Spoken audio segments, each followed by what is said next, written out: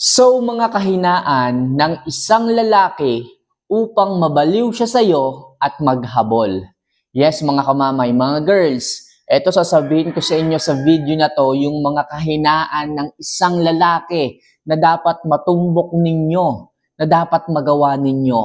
O ito ha, bilang isang lalaki, sinasabi ko sa inyo, yung mga dapat nyong gawin para may idea kayo, para madali nyong masunson at maghabol, mabaliw sila sa inyo. So mga kamamay, at the end of this video, pipili ulit tayo. Gagawin na natin tong palagian. Sa bawat video ng i-upload ko, at the end of this video, maghahanap or kukuha tayo ng isang katanungan mula sa ating comment section, sa ating mga solid commentators, at ating bibigyan ng advice kung ano ba yung mga sitwasyon nila o kung ano ba yung pinagdadaanan. So, bibigyan natin yun ng advice. Kaya mga kamamay, maglagay na kayo sa baba ng inyong mga sitwasyon, mga katanungan. Kung kinakailangan nating itamper ng inyong pangalan, gagawin natin. Kung medyo, alam nyo na, medyo masakit ang inyong mga pinagdaanan at medyo nahihiya kayong mag-share, so itampered natin yung pangalan para sa ganon, yung tanong nyo lang po ang ating mapag-usapan. Anyway, so kung nagawa nyo na po yan, o kung gusto nyo po yung ganyan, ilagay nyo lang po sa baba ang inyong mga sitwasyon. Kaya mga kamamay, simulan na po natin ang ating topic ngayong umaga na to. So ano nga ba yung mga kahinaan ng isang lalaki upang mabaliw at maghabol sila sa inyo? So number 1, ang hindi nyo pagpapapansin sa isang lalaki. Yes, mga kamamay, yung hindi nyo po pagpapapansin, yung obvious na pagpapapansin ha, meron kasi diyang mga babae na kapag gusto nila yung lalaki, obvious, lantaran, yung kanilang pagpapapansin. Yung iba ang ginagawa, nagpaparinig. Yung iba ang ginagawa, nagpapahapyaw o nagpapahaging, nagpapasaring. Hindi po ito po pwede kasi imbes na seryosohin ka ng lalaki, imbes na makita ng lalaki ang kagandahan mo, hindi po, nagiging low value kapag dating sa kanya. Kasi ibinibenta mo yung sarili mo. Kasi inipresenta mo yung sarili mo para sa kanya. Parang ganun ang nangyayari. At tandaan nyo, kapag ganyan ang nangyayari, hindi po nagiging high value ang isang babae. Yung tingin niya na okay ka naman, pero kapag parang inialok mo ang sarili mo sa kanya, parang mas bumababa yung tingin ng isang lalaki sa inyo. Yung tipong hindi na niya kailangan ka pang paghirapan para makuha. So, ayaw ng mga lalaki yung ganun. Sabihin na natin, okay, kinausap ka ng lalaki dahil ginawa mo yon, nagpapansin ka, okay, alam mo yun, nagpasaring ka. Papansinin ka niyan, pero sa isang banda, hindi ka niyan siseryosohin. Halimbawa, okay ka, sexy ka, magandang katawan mo, baka mamaya yan lang ang habulin niya sa'yo. And after a few months, iiwanan ka niya lang din. So gusto niyo ba yun mga kamamay? Mas maganda pa rin yung siya mismo ang makakapansin ng isang ikaw, na siya mismo pa rin ang makakakita ng sarili mong ganda. Siya yung lalapit, siya yung mangangahas para kausapin ka. Mas maganda pa rin to, mas genuine pa rin to mga kamamay. Sa ganung paraan na tipong siya mismo ang mag-e-effort para kilalanin ka, mataas ang tingin ng lalaki sa'yo. High value kang babae. Kasi nakita niya ang isang ikaw.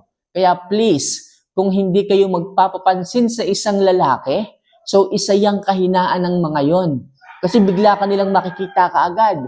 Sa kabila ng mga babaeng nandiyan sa harap niya, mapapansin ka niya kaagad. And syempre, hindi lang dapat yung hindi niyo pagpapapansin. Dapat nag-aayos din kayo, okay? Maayos ang inyong pananamit. So given na yon, pero yung ugali ninyo na hindi kayo nagpapapansin, yan ang unang-unang kababaliwan sa inyo ng isang lalaki. Yan ang unang-unang mapapansin sa inyo ng isang lalaki. Kaya yan ang una kong tips para sa inyo mga kamamay. Yung hindi nyo pagpapapansin, yan ang nakakabaliw at nakakapaghabol pagdating sa isang lalaki.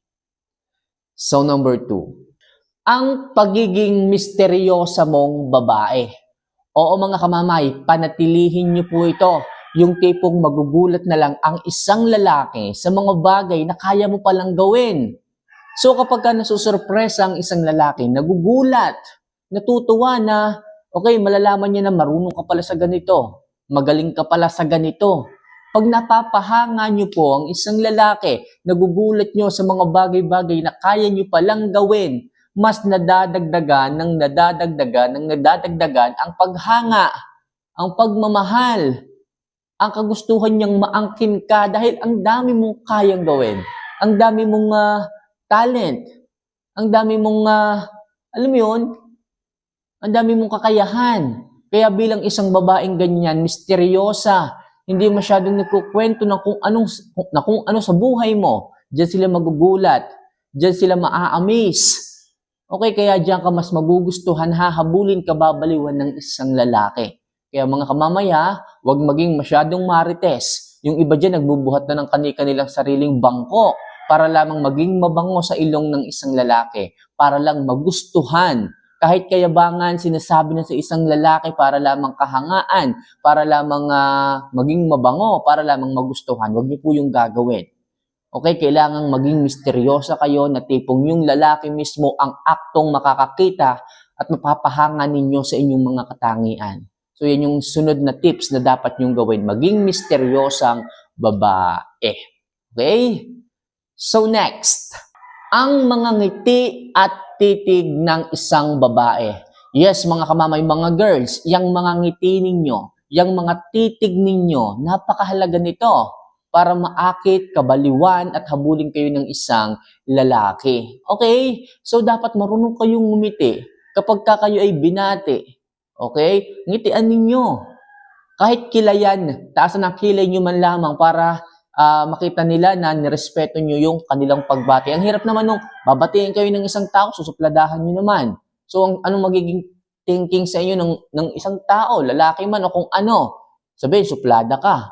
Sasabihin, wala kang pakikisama. Yung simpleng pagtango, okay na po yun. Para lamang sign of respect sa ibang tao. So, yung pagngiti, yung mga titig ninyo sa isang lalaki, so, nakakadagdag to ng alam niyo yun, ng paghahabol sa kanila, yung tipong maku-curious sila. Iisipin nila na bakit tumingin siya sa akin ng ganon? Bakit ngumiti siya sa akin ng ganon? Ang ganda pala niyang ngumiti. Yun ang iisipin ng isang lalaki. Okay, mas lumalabas ang inyong ganda para habulin. Okay, para kabaliwan kayo ng isang lalaki. Yung mga ngiti na yan, yung mga titig na yan, yun ang nakakadagdag sa itsura ninyo, sa ganda ng inyong itsura. Di ba sabi nga nung iba, yan ang napakagandang make-up na maaari mong dalhin sa iyong mukha. Okay, yung pagngiti, yung pagtitig ninyo, nakakaakit po yan, nakakabaliw po yan, nakakapaghabol po yan. Kaya nga yung iba dyan, di ba, mga girls, pag nakakita kayo ng gwapo, di ba, pag gumiti sa inyo, talagang hindi maalis sa inyong isipan, hindi maalis sa inyong kokote, yung mga lalaking ganon. Ay, gwapo naman nun, ganda ng ngipin Pero kapag kasira naman ang ngipin ninyo, ayan, medyo mahihiya. Kaya sabi ko sa inyo, alagaan nyo sarili ninyo. Okay, lagi kayo mag-toothbrush. Paayos nyo ang inyong ngipin. Kasi yun talaga pag umaharap kayo sa ibang tao, ngipin talaga yung makikita sa inyo Pag ngumiti kayo, ang hirap namang ngumiti nung pilit na nakaganyan. Pag humarap kayo, nakaganyan lang kayo. Hirap naman. Dapat pag ngingiti kayo, dapat labas lahat ng ngipin ninyo. Kaya alagaan nyo yan, mga kamamay. Yung pagngiti ninyo at pagtitig, isa yan sa kahinaan ng mga lalaki. Okay? At kababaliwan na habulin kayo kababaliw at hahabulin kayo ng mga yan. So next, ang sex appeal ng isang babae. Eto mga kamamay. Kahit kanino pwedeng magkaroon nito, yung sex appeal. Ito po ay hindi tungkol sa ganda Magkaiba po ito sa ganda. Ang ganda at yung sex appeal, lubos na magkaiba po ito. Okay? Ang sex appeal po, kadalasan dinadaig pa nito ang ganda ng isang babae. Okay? Hindi naman sabihin natin hindi kayo biniyayaan ng magandang ilong. Hindi kayo biniyayaan ng magandang mata. Yung pilik ninyo hindi ganun kahaba, pero ang lakas ng sex appeal ninyo, kalimitan nasa katawan to Maganda ang inyong katawan, magaling kayong manamit. Okay, magaling kayong magdala ng make-up, ng ayos. So isang tingin sa inyo ng isang lalaki talagang nahumaling na sila Kaya yung iba nagtataka, hindi naman ganoon kaganda yung babae niya, pero bakit naiisip ko palagi? Bakit gustong-gusto ko siya? So yun ang ibig kong sabihin, yung sex appeal, kadalasan nasa katawan, sexy, maganda ang kurba ng katawan, pango, pero bagay sa kanya yung ganun. Yung ganun ba? Tapos yung kanyang kinikilos, nakakadagdag din po ito ng sex appeal, mga kamamay. Yung mga kilos, yung mga titig, yung mga ngiti, naku, mga kamamay, nakakadagdag po yun ng sex appeal. Kaya sa ganun, practicein po ninyo yan. Okay, yung katawan ninyo, improve ninyo, mag-workout kayo. And last, bigyan palagi ng challenge ang mga lalaki. Tandaan nyo ito mga kamamay ha, laging challenge ang hanap ng mga yan. Magpakipot muna kayo, magpabebe muna kayo. Ayaw nila ng mga easy to get. Ayaw nila nung ganun. Kasi pag easy to get, easy to let go din po yun. Kaya please, pahirapan muna, i-challenge ninyo. Mas nababaliw at nahuhumaling at naghahabol ang isang lalaki sa ganyan. Magpakipot kayo para sa ganun, mahirapan siya. At pag nahirapan siya sa pagkuha sa inyo, doon kanya mas iingatan. Kasi naniniwala ako na kapag ang isang bagay madaling nakuha, madali din tong alpasan. Madali din itong bitawan. Kaya mga kamamay, lagi nyo sanang i-challenge ang isang lalaki kasi ayaw nila sa mga babaeng easy to get. So yan mga kamamay, ang mga bagay na kailangan nyo pong gawin o malaman, okay, dahil ito po yung mga kahinaan ng isang lalaki upang mabaliw sila at maghabol sa inyo. So gaya ng promise ko, kukuha tayo ng isang sitwasyon o comment sa ibaba at ating bibigyan ng konting pahapyaw na advice. So, ang unang katanungan po, actually, una lang naman po talaga, isa lang naman po per video. Ito po ay galing kay, ito okay naman yung tanong niya. Galing kay Marcel Chigo. Ayan, mega shoutout sa iyo, Marcel Chigo. So, ito yung katanungan niya.